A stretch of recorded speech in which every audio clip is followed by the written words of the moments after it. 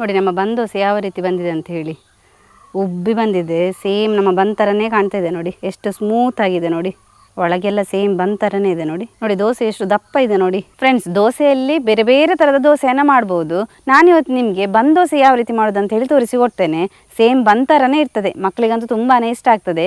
ಯಾವ ರೀತಿ ಮಾಡೋದು ಅಂತ ಹೇಳಿ ಇವತ್ತಿನ ವಿಡಿಯೋದಲ್ಲಿ ನೋಡುವ. ಯಾರಾದರೂ ನಮ್ಮ ಕರಾವಳಿ ಮಿರರ್ ಚಾನಲ್ನ ಹೊಸಬ್ರು ನೋಡ್ತಾ ಇದ್ರೆ ಸಬ್ಸ್ಕ್ರೈಬ್ ಮಾಡಿ. ಹಾಗೆಯೇ ಫೇಸ್ಬುಕ್ ಮತ್ತು ಇನ್ಸ್ಟಾಗ್ರಾಮಲ್ಲಿ ಪೇಜ್ ಇದೆ, ಅದನ್ನು ಕೂಡ ಫಾಲೋ ಮಾಡಿ.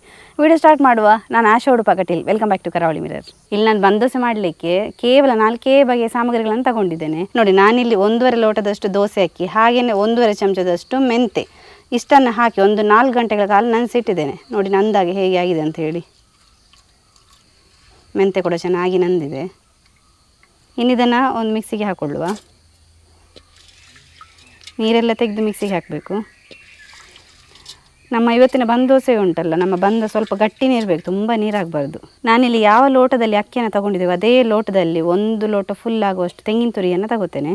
ಅದನ್ನು ಕೂಡ ಇವಾಗ ಮಿಕ್ಸಿಯಲ್ಲಿ ಹಾಕ್ಕೊಳ್ತಾ ಇದ್ದೇನೆ. ಹಾಗೆಯೇ 1 ಲೋಟದಷ್ಟು ಅರಳು ಕೂಡ ತಗೊಳ್ತೇನೆ.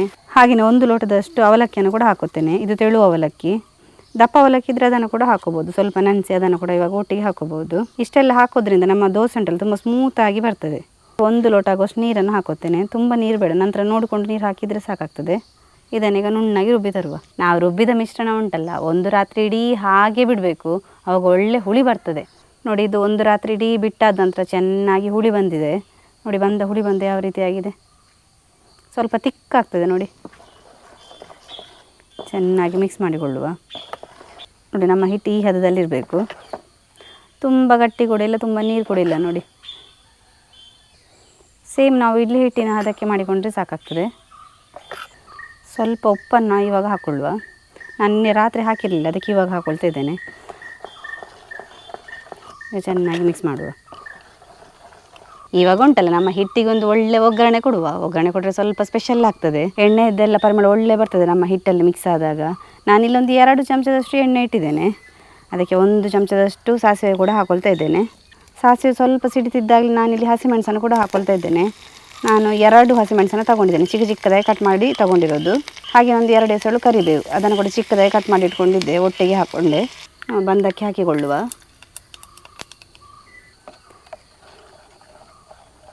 ಈ ಹಿಟ್ಟಲ್ಲಿ ಉಂಟಲ್ಲ, ನಮ್ಮ ಒಗ್ಗರಣೆ ಮಿಕ್ಸ್ ಆದರೆ ಒಳ್ಳೆ ಫ್ಲೇವರ್ ಕೊಡ್ತದೆ. ಅಂದರೆ ನಾವು ಕೊಕೊನಟ್ ಆಯಿಲೆಲ್ಲ ಹಾಕಿರ್ತೇವೆ ನೋಡಿ.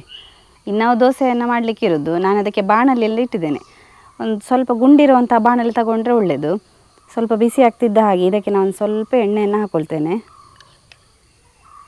ಎಣ್ಣೆ ಹಾಕ್ಕೊಂಡ್ರೆ ಒಳ್ಳೆ ಪರಿಮಳ ಬರ್ತದೆ, ಹಾಗೆಯೇ ದೋಸೆ ಕೂಡ ಬೇಗ ಎದ್ದು ಬರ್ತದೆ. ಹಾಗೆ ಸ್ವಲ್ಪ ಎಣ್ಣೆಯನ್ನು ಹಾಕ್ಕೊಳ್ತಾ ಇದ್ದೇನೆ. ಇವಾಗ ಇದಕ್ಕೆ 1 ರಿಂದ 1.5 ಸೌಟ ಆಗುವಷ್ಟು ಬಂದವನ್ನು ಹಾಕ್ಕೊಳ್ಳುವ.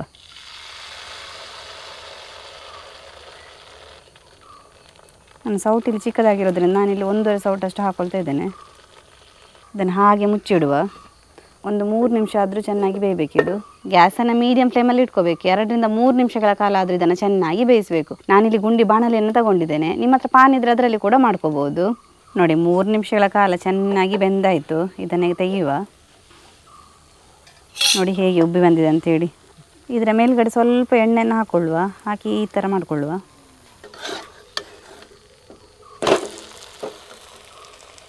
ನೋಡಿ ಯಾವ ರೀತಿ ಗೋಲ್ಡನ್ ಬ್ರೌನ್ ಕಲರ್ ಬಂದಿದೆ ನೋಡಿ. ಇದೇ ಥರ ನಾವು ಮೇಲ್ಗಡೆ ಕೂಡ ಬೇಯಿಸಬೇಕು.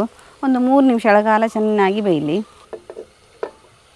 ಸಿಂಪಲಾಗಿ ಈಸಿಯಾದ ದೋಸೆ ಅಂತಲೇ ಹೇಳ್ಬೋದು. ಬನ್ ದೋಸೆ ಮಕ್ಕಳಿಗಂತೂ ತುಂಬಾ ಇಷ್ಟ ಆಗ್ತದೆ. ಸೇಮ್ ನೋಡಲಿಕ್ಕೆ ಬನ್ ಥರನೇ ಇರ್ತದೆ. 2 ಕಡೆಯಲ್ಲಿ ಗೋಲ್ಡನ್ ಬ್ರೌನ್ ಕಲರ್ ಆಗೋ ತನಕ ನಾವು ಬೇಯಿಸಬೇಕು ಇದನ್ನು. ನೋಡಿ, ಇಷ್ಟ ಆದರೆ ಸಾಕು. ಹೇಗೆ ಬಂದಿದೆ ನೋಡಿ, ಸ್ವಲ್ಪ ದಪ್ಪ ಆಗಿದೆ. ನೋಡಿ ನಮ್ಮ ಬನ್ ದೋಸೆ ಯಾವ ರೀತಿ ಬಂದಿದೆ ಅಂತ ಹೇಳಿ. ಉಬ್ಬಿ ಬಂದಿದೆ, ಸೇಮ್ ನಮ್ಮ ಬನ್ ಥರನೇ ಕಾಣ್ತಾ ಇದೆ ನೋಡಿ. ಎಷ್ಟು ಸ್ಮೂತ್ ಆಗಿದೆ ನೋಡಿ. ಒಳಗೆಲ್ಲ ಸೇಮ್ ಬನ್ ಥರನೇ ಇದೆ ನೋಡಿ. ನೋಡಿ ದೋಸೆ ಎಷ್ಟು ದಪ್ಪ ಇದೆ ನೋಡಿ. ಸೇಮ್ ಬನ್ ಥರನೇ ನಮಗೆ ಕಾಣ್ತಾ ಇದೆ. ಒಳಗಡೆ ಫುಲ್ ಲೇಯರ್ ಇದೆ. ತುಂಬ ಸ್ಮೂತಾಗಿ ಚೆನ್ನಾಗಿ ಬಂದಿದೆ. ಮಕ್ಕಳೆಲ್ಲ ತುಂಬ ಇಷ್ಟಪಟ್ಟು ತಿಂತಾರೆ ನೋಡಿ. ಈಸಿಯಾಗಿ ಮಾಡ್ಬೋದು. ನೀವು ಕೂಡ ಮನೆಯಲ್ಲಿ ತಪ್ಪದೆ ಒಂದು ಸಲ ಟ್ರೈ ಮಾಡಿ. ನೋಡಿದ್ರಲ್ಲ ಫ್ರೆಂಡ್ಸ್, ನಮ್ಮ ಬನ್ ದೋಸೆ ಯಾವ ರೀತಿ ಮಾಡೋದು ಅಂತ ಹೇಳಿ. ತುಂಬಾ ಸ್ಮೂತಾಗಿ ಸ್ಪಾಂಜ್ ಥರ ಆಗಿದೆ. ಸೇಮ್ ಬನ್ ಥರನೇ ಕಾಣ್ತಾ ಇದೆ ನಿಮಗೆ. ನೀವು ಈ ವಿಡಿಯೋ ಇಷ್ಟ ಆದ ನಿಮ್ಮ ಫ್ರೆಂಡ್ಸ್ಗೆ ರಿಲೇಟಿವ್ಸ್ಗೆಲ್ಲ ಹೆಚ್ಚು ಶೇರ್ ಮಾಡಿ. ಹಾಗೆಯೇ ಈ ರೆಸಿಪಿಯನ್ನು ಮನೆಯಲ್ಲಿ ತಪ್ಪದೇ ಟ್ರೈ ಮಾಡಿ. ಯಾರಾದರೂ ನಮ್ಮ ಕರಾವಳಿ ಮಿರರ್ ಚಾನಲ್ನ ಹೊಸಬರು ನೋಡ್ತಾ ಇದ್ದರೆ ಸಬ್ಸ್ಕ್ರೈಬ್ ಮಾಡೋದನ್ನು ಮಾತ್ರ ಮರಿಬೇಡಿ. ಹೀಗೆ ನಮ್ಮ ಚಾನಲ್ನ ಸಬ್ಸ್ಕ್ರೈಬ್ ಮಾಡಿ, ಸಪೋರ್ಟ್ ಮಾಡಿ, ಫಾಲೋ ಮಾಡ್ತಾ ಇರಿ. ಹೊಸ ಇಂಟ್ರೆಸ್ಟಿಂಗ್ ವಿಡಿಯೋದೊಂದಿಗೆ ಮುಂದೆ ನಾವು ಸಿಗ್ತಾ ಇರ್ತೇವೆ. Thank you.